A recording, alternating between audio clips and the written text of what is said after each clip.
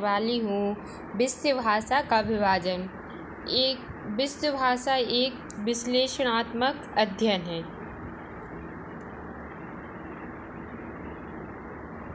आदिम स्थान प्राचीनतम काल में कोई था, अवश्य चाहे वह एशिया माइनर हो, चाहे पामेर की आदित्य का अथवा आर्यवत। उसी आदिम स्थान की भाषा सबकी आदिम भाषा थी। आदिम स्थान से व्यवस्थापित जाति विशेष के अनुकूल स्थान और जलवायु के प्रभाव से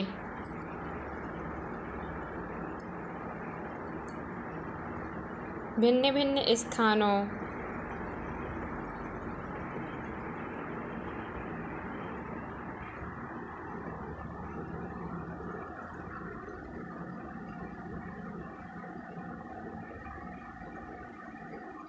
में विकसित आदिम भाषा में भी भिन्नता आई।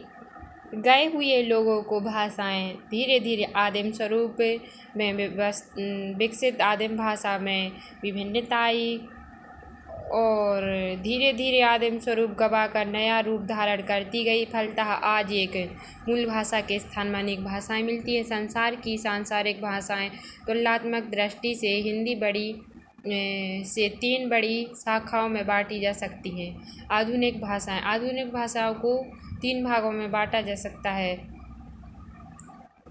फर्स्ट नंबर सोमिटिक भाषा और दूसरी तुरानी भाषाएं, आर्य भाषाएं।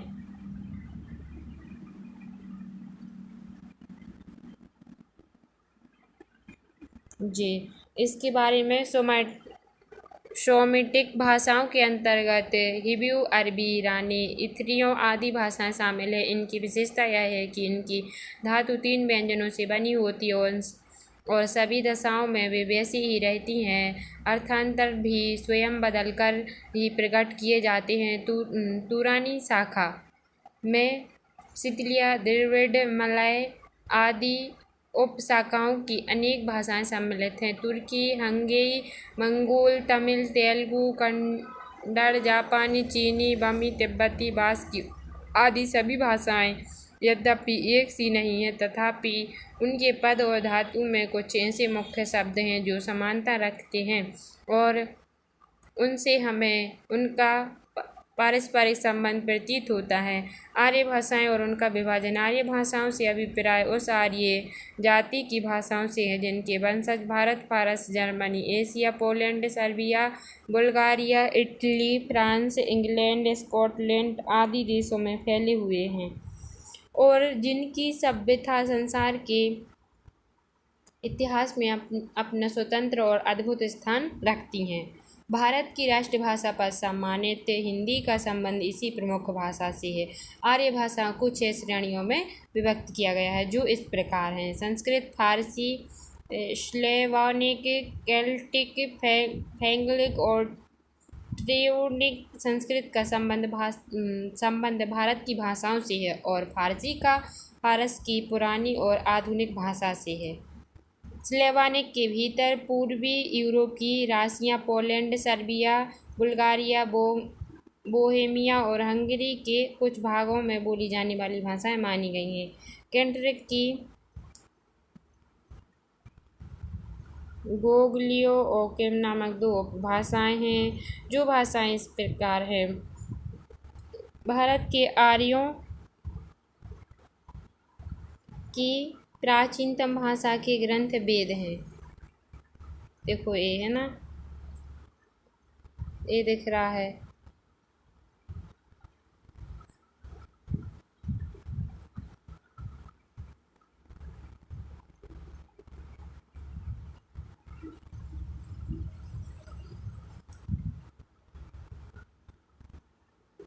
फिर उसके बाद तत्सम शब्द।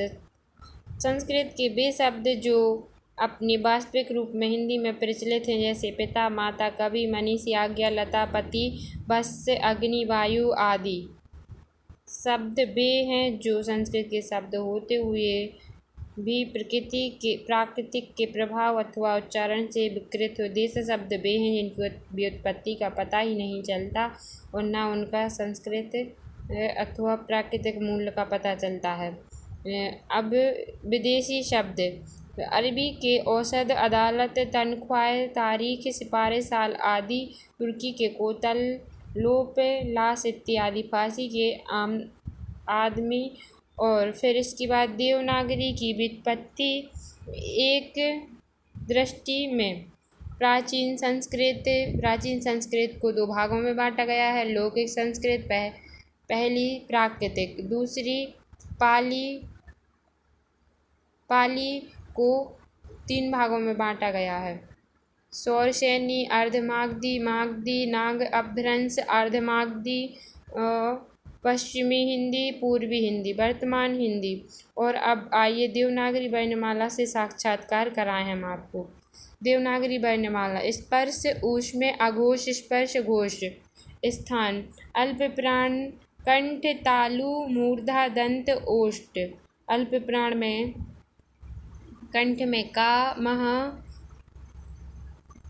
महाप्राण में खा, महाप्राण सा, अल्प प्राण गा, अल्प प्राण अल्प अनुनासिक घोषस्वर